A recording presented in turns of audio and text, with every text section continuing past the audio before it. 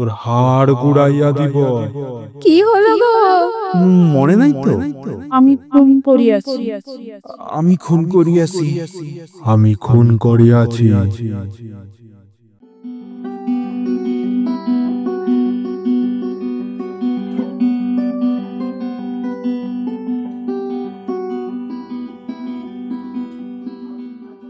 নমস্কার, আমি হিমাদ্রি। আমি সময়িতা। আপনাদের সকলকে জানাই রবীন্দ্র জয়ন্তীর আন্তরিক শুভেচ্ছা আর অভিনন্দন। আজ সেই উপলক্ষে গল্পকারের নতুন নিবেদন, বিশ্বকবি রবীন্দ্রনাথ ঠাকুর রচিত শাস্তি। আর তবে দেরি না করে শুরু করছি আমাদের আজকের নিবেদন, শাস্তি।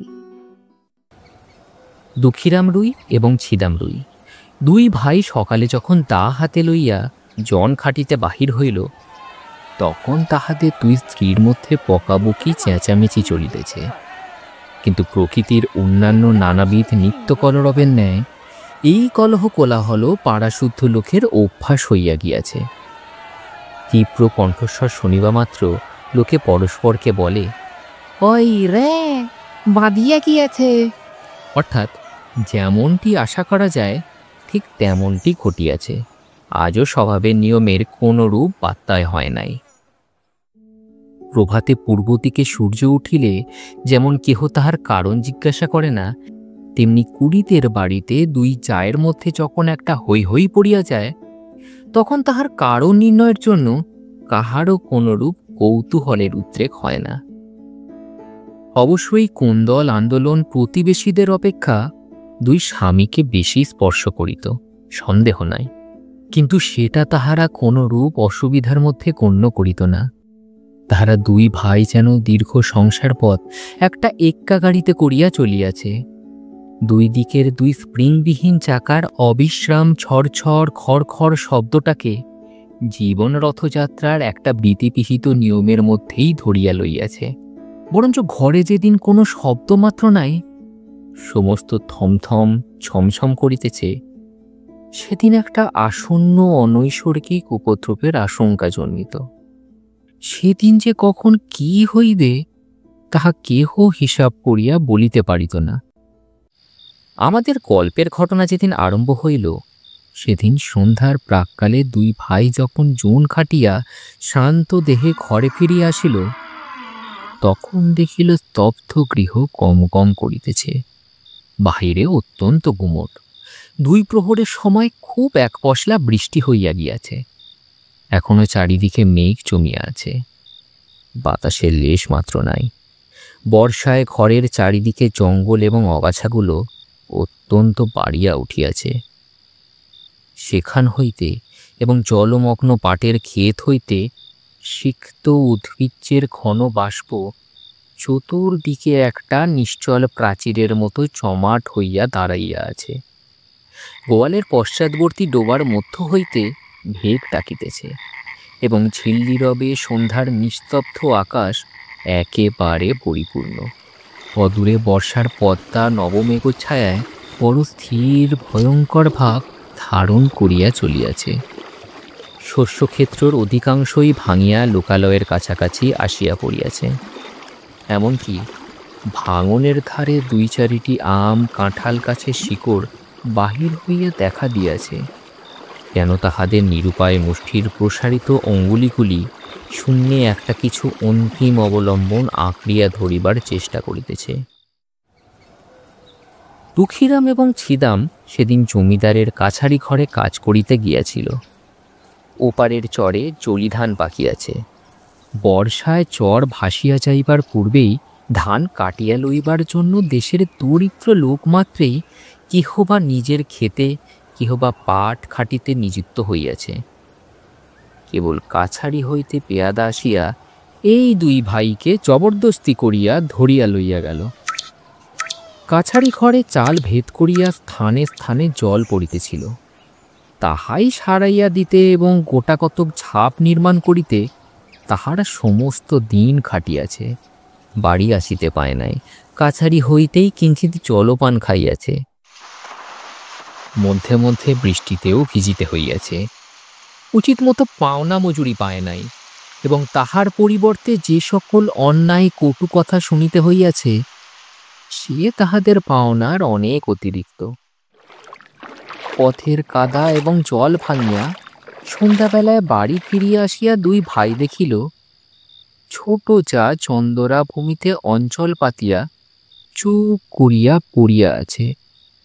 আজিকার এই মেঘলা দিনের মতো সেও মধ্যাহ্নে প্রচুর অশ্রুবর্ষণপূর্বক সায়াহ্নের কাছাকাছি ক্ষান্ত দিয়া অত্যন্ত কোমট করিয়া আছে। আর বড় যা রাধা মুখটা মস্ত করিয়া দাওয়ায় বসিয়াছিল। তাহার ১.৫ বৎসরের ছোট ছেলেটি কাঁদিতেছিল। দুই ভাই যখন প্রবেশ করিল, দেখিল উলঙ্গ শিশু প্রাঙ্গণের এক পার্শ্বে চিত হইয়া পড়িয়া ঘুমাইয়া আছে। ক্ষুধিত দুঃখীরাম আর কাল বিলম্ব না করিয়া বলিল, ভাত দে।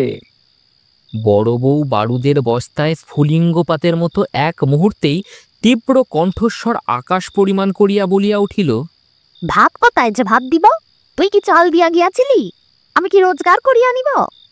সারাদিনের শান্তি ও লাঞ্ছনার পর অন্নহীন নিরানন্দ অন্ধকার ঘরে প্রচলিত ক্ষুধানলে গৃহিণীর রুক্ষ বচন, বিশেষত শেষ কথাটার গোপন কুৎসিত লেশ দুঃখীরামের হঠাৎ কেমন একেবারেই অসহ্য হইয়া উঠিল। ক্রুদ্ধ ব্যাঘ্রের ন্যায় গম্ভীর গর্জনে বলিয়া উঠিল, কি বললি? বলিয়া মুহূর্তের মধ্যে দা লইয়া কিছু না ভাবিয়া একেবারে স্ত্রীর মাথায় বসাইয়া দিল।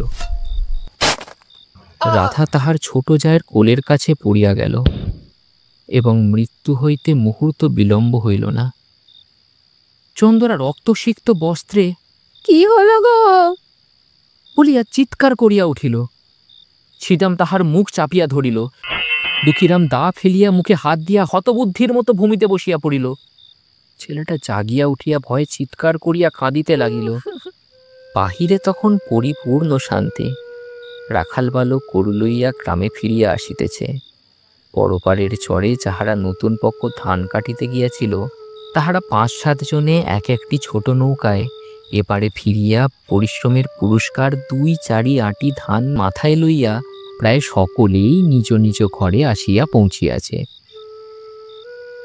চক্রবর্তীদের বাড়ির রামলোচন খুড়ো গ্রামের ডাকঘরে চিঠি দিয়া ঘরে ফিরিয়া নিশ্চিন্ত মনে চুপচাপ তামাক খাইতেছিলেন। হঠাৎ মনে পড়িল তাহার কোরফা প্রজা দুঃখীর অনেক টাকা খাজনা বাকি, আজ কিয়দংশ শোধ করিবে প্রতিশ্রুত হইয়াছিল। এতক্ষণে তাহারা বাড়ি ফিরিয়াছে স্থির করিয়া চাদরটা কাঁধে ফেলিয়া ছাতা লইয়া বাহির হইলেন। কুড়িদের বাড়িতে ঢুকিয়া তাহার গা ছমছম করিয়া উঠিল। দেখিলেন ঘরে প্রদীপ জ্বালা হয় নাই। অন্ধকার দাওয়ায় ২-৪টি অন্ধকার মূর্তি অস্পষ্ট দেখা যাইতেছে। রহিয়া রহিয়া দাওয়ায় এক কোণ হইতে একটা অস্ফুট রোদন উচ্ছ্বাসিত হইয়া উঠিতেছে এবং ছেলেটা যত বলিয়া কাঁদিয়া উঠিতে চেষ্টা করিতেছে, ছিদাম তাহার মুখ চাপিয়া ধরিতেছে। রামলোচন কিছু ভীত হইয়া জিজ্ঞাসা করিলেন, দুঃখী, আছিস নাকি? দুঃখী এতক্ষণ প্রস্তর মূর্তির মতো নিশ্চল হইয়া বসিয়াছিল। তাহার নাম ধরিয়া ডাকিবা মাত্র একেবারে অবোধ বালকের মতো উচ্ছ্বসিত হইয়া কাঁদিয়া উঠিল। ছিদাম তাড়াতাড়ি দাওয়া হইতে অঙ্গনে নামিয়া চক্রবর্তীর নিকটে আসিল। চক্রবর্তী জিজ্ঞাসা করিলেন, মাগিরা বুঝি ঝগড়া করিয়া বসিয়া আছে? আজ তো সমস্ত দিনই চিৎকার শুনিয়াছি। এতক্ষণ ছিদাম কিংকর্তব্য কিছুই ভাবিয়া উঠিতে পারে নাই। নানা অসম্ভব গল্প তাহার মাথায় উঠিতেছিল। আপাতত স্থির করিয়াছিল রাত্রে কিঞ্চিত অধিক হইলে মৃতদেহ কোথাও সরাইয়া ফেলিবে। ইতিমধ্যে যে চক্রবর্তী আসিয়া উপস্থিত হইবে এসে মনেও করে নাই। ফস করিয়া কোনো উত্তর যোগাইল না, বলিয়া ফেলিল, আজ খুব ঝগড়া হইয়া গিয়াছে। চক্রবর্তী দাওয়ার দিকে অগ্রসর হইবার উপক্রম করিয়া বলিল, কিন্তু সেজন্য দুঃখী কাঁদে কেন রে? ছিদাম দেখিল আর রক্ষা হয় না। হঠাৎ বলিয়া ফেলিল, ঝগড়া করিয়া ছোট বউ বড় বউয়ের মাথায় এক দায়ের কোপ বসিয়া দিয়াছে। উপস্থিত বিপদ ছাড়া যে আর কোনো বিপদ থাকিতে পারে এ কথা সহজে মনে হয় না। ছিদাম তখন ভাবিতেছিল, ভীষণ সত্যের হাত হইতে কি করিয়া রক্ষা পাইব?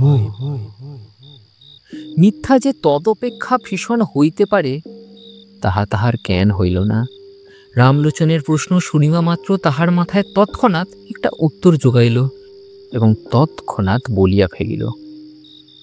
রামলোচন চমকিয়া উঠিয়া কহিল, হ্যাঁ, বলিস কি? মনে নাই তো? ছিদাম কহিল, মরিয়াছে। বলিয়া চক্রবর্তীর পায়ে জড়াইয়া ধরিল। চক্রবর্তী পালাইবার পথ পায় না, ভাবিল, রাম রাম, সন্ধ্যেবেলায় কি বিপদেই পড়িলাম। আদালতে সাক্ষ্য দিতে দিতেই প্রাণ বাহির হইয়া পড়িল। ছিদাম কিছুতেই তাহার পা ছাড়িল না, কহিল, দাদা ঠাকুর, এখন আমার বউকে বাঁচাইয়ার কি উপায় করি? মামলা মোকদ্দমার পরামর্শে রামলোচন সমস্ত গ্রামের প্রধানমন্ত্রী ছিলেন। তিনি একটু ভাবিয়া বলিলেন, দেখ, ইহার এক উপায় আছে। তুই এখনই থানায় ছুটিয়া যা। বলগে তোর বড় ভাই দুঃখী সন্ধ্যাবেলা ঘরে আসিয়া ভাত চাইয়াছিল, ভাত প্রস্তুত ছিল না বলিয়া স্ত্রীর মাথায় দা বসাইয়া দিয়াছে। আমি নিশ্চয় বলিতেছি, এ কথা বলিলে ছুরিটা বাঁচিয়া যাইবে। ছিদামের কণ্ঠ শুষ্ক হইয়া আসিল। উঠিয়া কহিল, ঠাকুর, বউ গেলে বউ পাইব, কিন্তু আমার ভাই ফাঁসি গেলে আর তো ভাই পাইব না। কিন্তু যখন নিজের স্ত্রীর নামে দোষারোপ করিয়াছিল তখন এই সকল কথা ভাবে নাই। তাড়াতাড়ি যে একটা কাজ করিয়া ফেলিয়াছে। এখন অলতিভাবে মন আপনার পক্ষে যুক্তি এবং প্রবোধ সঞ্চয় করিতেছে। চক্রবর্তীও কথাটা যুক্তিসঙ্গত বোধ করিলেন, কহিলেন, তবে যেমনটি ঘটিয়াছে তাই বলিস, সকল দিক রক্ষা করা অসম্ভব। বলিয়া রামলোচন অবিলম্বে প্রস্থান করিল। এবং দেখিতে দেখিতে গ্রামে রাষ্ট্র হইল যে কুড়িদের বাড়ির চন্দরা রাগারাগি করিয়া তাহার পরজয়ের মাথায় তা বসাইয়া দিয়াছে। বাঁধ ভাঙিলে যেমন জল আসে, গ্রামের মধ্যে তেমনি হু হু শব্দে পুলিশ আসিয়া পড়িল। অপরাধী এবং নিরপরাধী সকলেই বিষম উদ্বিগ্ন হইয়া উঠিল। ছিদাম ভাবিল, যে পথ কাটিয়া ফেলিয়াছে সেই পথেই চলিতে হইবে।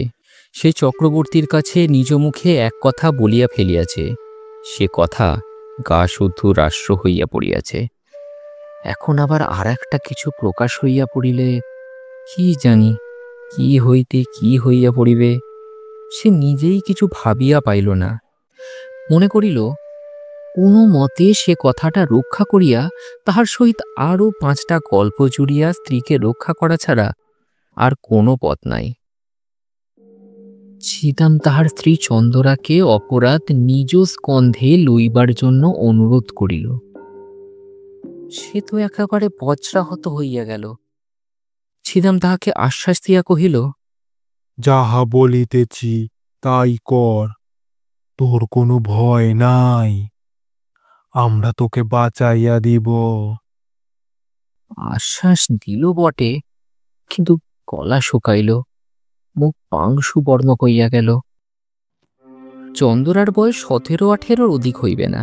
মুখখানি হৃষ্টপুষ্ট গোলগাল, শরীরটি অনতি দীর্ঘ, আঁটোসাঁটো, সুস্থ সবল অঙ্গ প্রত্যঙ্গের মধ্যে এমন একটি সৌষ্ঠব আছে যে চলিতে ফিরিতে নড়িতে চড়িতে দেহের কোথাও যেন কিছু বাঁধে না। একখানি নতুন তৈরি নৌকার মতো, বেশ ছোট এবং সুডল, অত্যন্ত সহজে সরে এবং তাহার কোথাও কোনো গ্রন্থি শিথিল হইয়া যায় নাই। পৃথিবীর সকল বিষয়েই তাহার একটা কৌতুক এবং কৌতূহল আছে। পাড়ায় গল্প করিতে যাইতে ভালোবাসে এবং কুম্ভকক্ষে খাটে যাইতে আসিতে 2 আঙুলি দিয়া খোমটা ঈষৎ ফাঁক করিয়া উজ্জ্বল চঞ্চল ঘন কৃষ্ণ চোখ দুটি দিয়া পথের মধ্যে দর্শনযোগ্য যাহা কিছু সমস্ত দেখিয়া লয়। বড় বউ ছিল ঠিক ইহার উল্টা, অত্যন্ত এলোমেলো ঢিলে ঢালা অগোছালো। মাথার কাপড়, কোলের শিশু, ঘর কন্যার কাজ কিছুই সে সামলাইতে পারিত না। হাতে বিশেষ একটা কিছু কাজও নাই, অথচ কোনো কালে যেন সে অবসর করিয়া উঠিতে পারে না।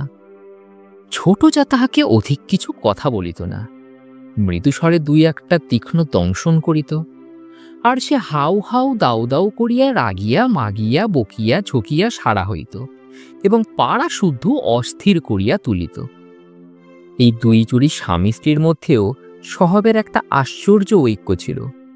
দুঃখীরাম মানুষটা কিছুটা বৃহদায়তনের, হাড়গুলো খুব চওড়া, নাসিকা খর্ব, দুটি চক্ষু এই দৃশ্যমান সংসারকে যেন ভালো করিয়া বোঝে না, অথচ ইহাকে কোনরূপ প্রশ্ন করিতেও চায় না। এমন নিরীহ অথচ ভীষণ, এমন সবল অচল নিরুপায় মানুষ অতি দুর্লভ। আর ছিদামকে একখানি চকচকে কালো পাথরে কে যেন বহু যত্নে কুঁদিয়া গড়িয়া তুলিয়াছে, লেশমাত্র বাহুল্য পরিচিত এবং কোথাও যেন কিছু টোল খায় নাই। প্রত্যেক অঙ্গটি বলের সহিত নৈপুণ্যের সহিত মিশিয়া অত্যন্ত সম্পূর্ণতা লাভ করিয়াছে। নদীর উচ্চ পার হইতে লাফাইয়া পড়ুক, লগি দিয়া নৌকা ঠেলুক, বাঁশ গাছে চড়িয়া বাছিয়া বাছিয়া কঞ্চি কাটিয়া আনুক, সকল কাজেই তাহার একটি পরিমিত পরিপাট্য, একটি অবলীলাকৃত শোভা প্রকাশ পায়। বড় বড় কালো চুল তেল দিয়া কপাল হইতে যত্নে আঁচড়াইয়া তুলিয়া কাঁধে আনিয়া ফেলিয়াছে। বেশভূষা সাজসজ্জায় বিলন একটু যত্ন আছে। অপরাপর গ্রামবধূদের সৌন্দর্যের প্রতি যদিও তাহার উদাসীন দৃষ্টি ছিল না, এবং তাহাদের চোখে আপনাকে মনোরম করিয়া তুলিবার ইচ্ছা তাহার যথেষ্ট ছিল, তবু ছিদাম তাহার যুবতী স্ত্রীকে একটু বিশেষ ভালোবাসিত। উভয় ঝগড়াও হইত, ভাবও হইত, কেহ কাহাকেও পরাস্ত করিতে পারিত না। আরও একটি কারণে উভয়ের মধ্যে বন্ধন কিছু সুদৃঢ় ছিল। ছিদাম মনে করিত চন্দরা যেরূপ চতুর চঞ্চল প্রকৃতির স্ত্রীলোক, তাহাকে যথেষ্ট বিশ্বাস নাই। আর চন্দরা মনে করিত আমার স্বামীটির চতুর্দিকেই দৃষ্টি, তাহাকে কিছু কষাকষি করিয়া না বাঁধিলে কোন দিন হাত ছাড়া হইতে আটক নাই। উপস্থিত ঘটনা ঘটিবার কিছুকাল পূর্বে হইতে স্ত্রী পুরুষের মধ্যে ভারী একটা গোলযোগ চলিতেছিল। চন্দরা দেখিয়াছিল তাহার স্বামী কাজের ওজর করিয়া মাঝে মাঝে দূরে চলিয়া যায়, এমনকি দুই একদিন অতীত করিয়া আসে, অথচ কিছু উপার্জন করিয়া আনে না। লক্ষণ মন্দ দেখিয়া সেও কিছু বাড়াবাড়ি দেখাইতে লাগিল। যখন তখন ঘাটে যাইতে আরম্ভ করিল এবং পাড়া পর্যটন করিয়া আসিয়া কাশী মজুমদারের নিজ ছেলেটির প্রচুর ব্যাখ্যা করিতে লাগিল। ছিদামের দিন এবং রাত্রিগুলির মধ্যে কে যেন বিষ মিশাইয়া দিল। কাজে কর্মে কোথাও এক দণ্ড গিয়া সুস্থির হইতে পারে না। একদিন ভাজকে আসিয়া ভারী ভৎসনা করিল। সে হাত নাড়িয়া ঝঙ্কার দিয়া অনুপস্থিত মৃত পিতাকে সম্বোধন করিয়া বলিল, ও মেয়ে ঝড়ের আগে ছোটে, উহাকে আমি সামলাইব? আমি জানি ও কোন দিন কি সর্বনাশ করিয়া বসিবে। চন্দরা পাশের ঘর হইতে আসিয়া আস্তে আস্তে কহিল, কেন দিদি, তোমার এত ভয় কিসের? এই দুই যায় বিষম দ্বন্দ্ব বাঁধিয়া গেল। ছিদাম চোখ পাকাইয়া বলিল, এবার যদি কোনো দিন শুনি একলা ঘাটে গিয়াছিস, তোর হাড় গুড়াইয়া দিব। চন্দরা বলিল, তাহা হইয়া তো হাড় জুড়ায়। বলিয়া তৎক্ষণাৎ বাহিরে যাইবার উপক্রম করিল। ছিদাম এক লম্ফে তাহার চুল ধরিয়া টানিয়া ঘরে পুড়িয়া বাহির হইতে দ্বার রুদ্ধ করিয়া দিল। কর্মস্থান হইতে সন্ধ্যাবেলায় ফিরিয়া আসিয়া দেখে ঘর খোলা, ঘরে কেহ নাই। চন্দরা 3টি গ্রাম ছাড়াইয়া একেবারে তাহার মামার বাড়ি গিয়া উপস্থিত হইয়াছে। ছিদাম সেখান হইতে বহু কষ্টে অনেক সাধ্য সাধনায় তাহাকে ঘরে ফিরাইয়া আনিল, কিন্তু এবার পরাস্ত মানিল। দেখিল এক অঞ্জলি পারদকে মুষ্টির মধ্যে শক্ত করিয়া ধরা যেমন দুঃসাধ্য, এই মুষ্টিমেয় ত্রিটুকুকেও কঠিন করিয়া ধরিয়া রাখা তেমনই অসম্ভব। যেন 10 আঙুলের ফাঁক দিয়া বাহির হইয়া পড়ে। আর কোনো জবরদস্তি করিল না, কিন্তু বড় অশান্তিতে বাস করিতে লাগিল। তাহার এই চঞ্চলা যুবতী স্ত্রীর প্রতি সদাশঙ্কিত ভালোবাসা উগ্র একটা বেদনার মতো বিষম টনটনে হইয়া উঠিল। এমনকি একবার মনে হইত, হে যদি মরিয়া যায়, তবে আমি নিশ্চিন্ত হইয়া একটুখানি শান্তি লাভ করিতে পারি। মানুষের উপরে মানুষের যতটা ঈর্ষা হয়, জমের ওপরে এতটা নহে। এমন সময় ঘরে সেই বিপদ ঘটিল। চন্দরাকে যখন তাহার স্বামী খুন স্বীকার করিয়া লইতে কহিল, সে স্তম্ভিত হইয়া চাহিয়া রহিল। তাহার কালো দুটি চক্ষু কালো অগ্নির ন্যায় নীরবে তার স্বামীকে দগ্ধ করিতে লাগিল। তার সমস্ত শরীর মন যেন ক্রমেই সংকুচিত হইয়া স্বামী রাক্ষসের হাত হইতে বাহির হইয়া আসিবার চেষ্টা করিতে লাগিল। তার সমস্ত অন্তরাত্মা একান্ত বিমুখ হইয়া দাঁড়াইল। ছিদাম আশ্বাস দিল, তোমার কোনো ভয় নাই বলিয়া পুলিশের কাছে ম্যাজিস্ট্রেটের কাছে কি বলিতে হইবে বারবার শিখাইয়া দিল।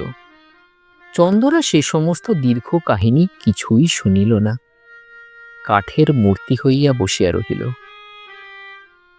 সমস্ত কাজেই ছিদামের ওপর দুঃখীরামের একমাত্র নির্ভর।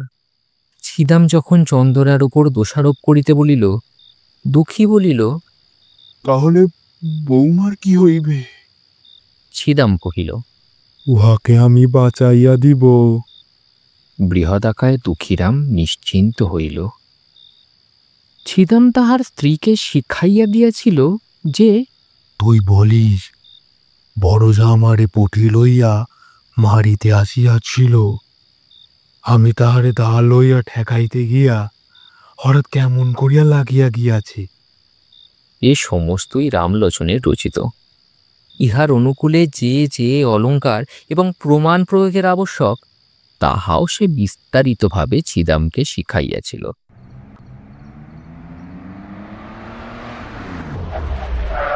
পুলিশ আসিয়া তদন্ত করিতে লাগিল।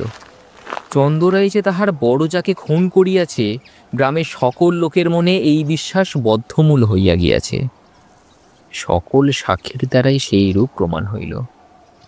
পুলিশ যখন চন্দরাকে প্রশ্ন করিল, চন্দরা কহিল, হ্যাঁ, আমি খুন করিয়াছি। কেন খুন করিয়াছ? আমি তাহাকে বুঝিতে পারিতাম না। কোনো বচসা হইয়াছিল? না। সে তোমাকে প্রথমে মারিতে আসিয়াছিল? না। তোমার প্রতি কোনো অত্যাচার করিয়াছিল? না। এইরূপ উত্তর শুনিয়া সকলে অবাক হইয়া গেল। ছিদাম তো একেবারে অস্থির হইয়া উঠিল, কহিল, উনি ঠিক কথা কইতেছেন না। বড় বউ প্রথমে। দারোগা খুব একটা তাড়া দিয়া তাহাকে থামাইয়া দিল। চুপ! অবশেষে তাহাকে বিধিমতো জেরা করিয়া বারবার সেই একই উত্তর পাইল। বড় বউয়ের দিক হইতে কোনরূপ আক্রমণ চন্দরা কিছুতেই স্বীকার করিল না। এমন একই মেয়েও তো দেখা যায় না। একেবারে প্রাণপণে ফাঁসি কাষ্টের দিকে ঝুঁকিয়াছে, কিছুতেই তাহাকে টানিয়া রাখা যায় না। এ কি নিদারুণ অভিমান! চন্দরা মনে মনে স্বামীকে বলিতেছে, আমি তোমাকে ছাড়িয়া আমার এই নব যৌবন লইয়া হাসি কাটকে বরণ করি না। আমার ইহজন্মের শেষ বন্ধন তাহার সহিত।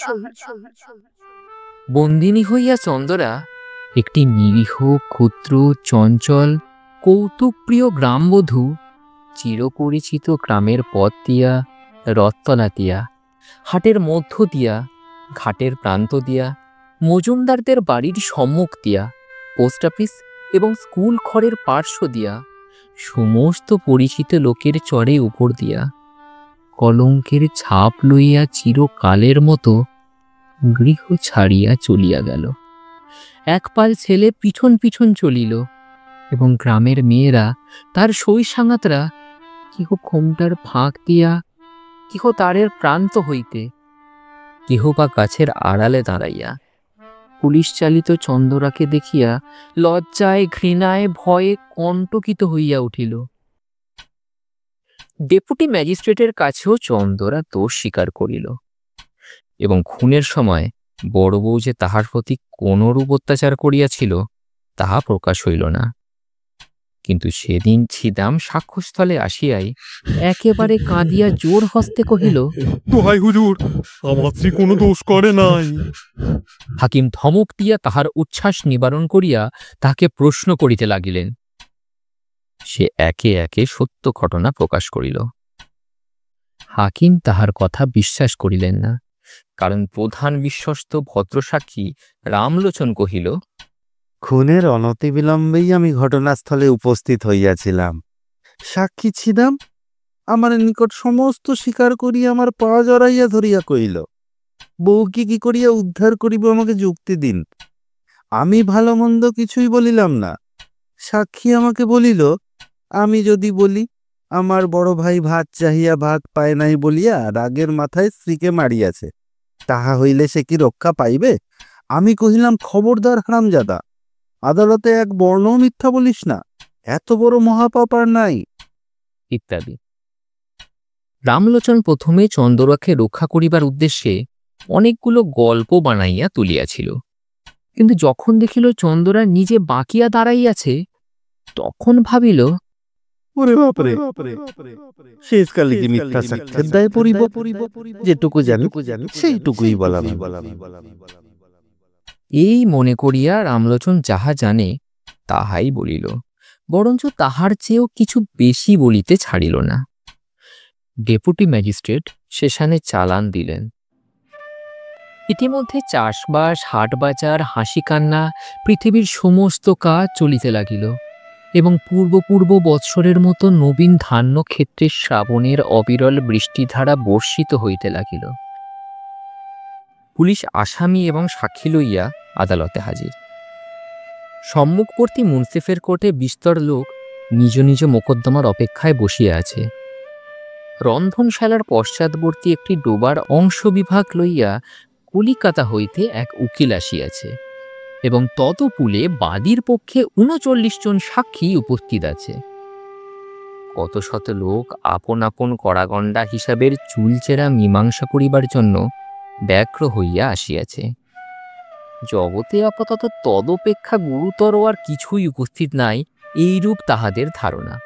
ছিদাম বাতায়ন হইতে এই অত্যন্ত ব্যস্ত সমস্ত প্রতিদিনের পৃথিবীর দিকে এক দৃষ্টে চাহিয়া আছে। সমস্তই স্বপ্নের মতো বোধ হইতেছে। কম্পাউন্ডের বৃহৎ বটগাছ হইতে একটি কোকিল ডাকিতেছে, তাহাদের কোনরূপ আইন আদালত নাই। চন্দরা জাজের কাছে কহিল, ওগো সাহেব, এক কথা আর বারবার কতবার করিয়া বলিব? জজ সাহেব তাহাকে বুঝাইয়া বলিলেন, তুমি যে অপরাধ স্বীকার করিতেছ তাহার শাস্তি কি জানো? চন্দরা কহিল, না। জজ সাহেব কহিলেন, তাহার শাস্তি ফাঁসি।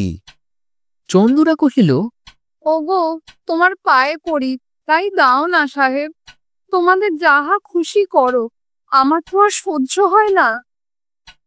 যখন ছিদামকে আদালতে উপস্থিত করিল, চন্দরা মুখ ফিরাইল। জজ কহিলেন, সাক্ষীর দিকে চাহিয়া বলো, এ তোমার কে হয়? চন্দরা 2 হাতে মুখ ঠাকিয়া কহিল, ও আমার স্বামী হয়। প্রশ্ন হইল, ও তোমাকে ভালোবাসে না? উত্তর, ভারী ভালোবাসে। প্রশ্ন, তুমি উহাকে ভালোবাসো না?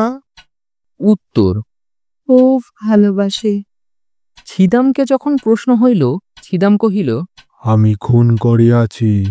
প্রশ্ন, কেন? ছিদাম, ভাত চাইয়াছিলাম, বড় বউ ভাত দেয় নাই। দুঃখীরাম সাক্ষ্য দিতে আসিয়া মূর্ছিত হইয়া পড়িল।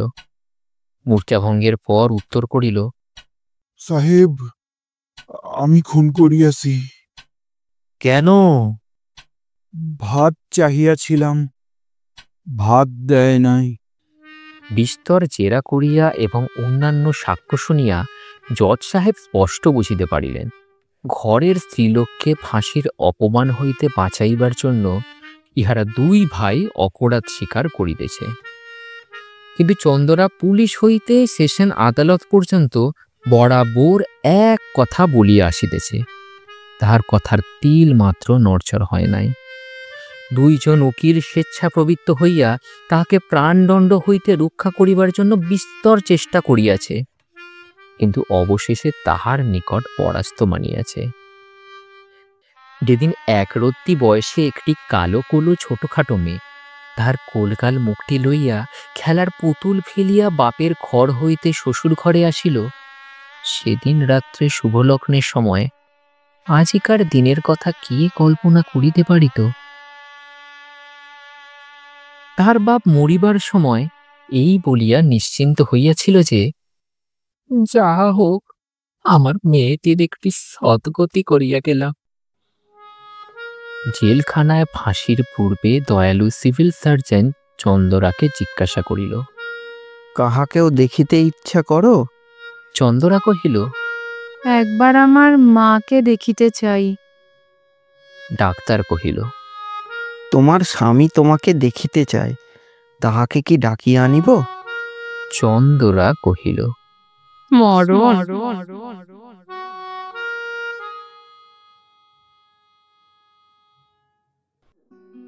আপনারা এতক্ষণ শুনছিলেন শাস্তি।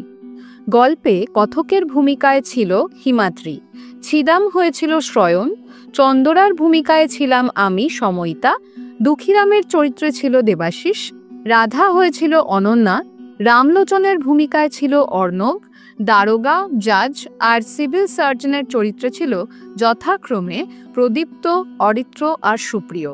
এছাড়াও গল্পে অন্যান্য চরিত্রে কণ্ঠ দিয়েছে হিমাদ্রি।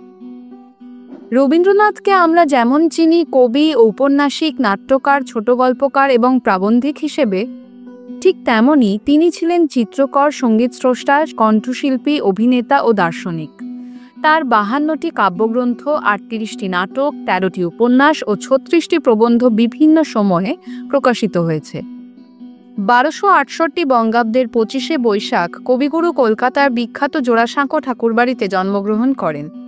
তার মৃত্যু হয় 1348 বঙ্গাব্দের 22শে শ্রাবণ।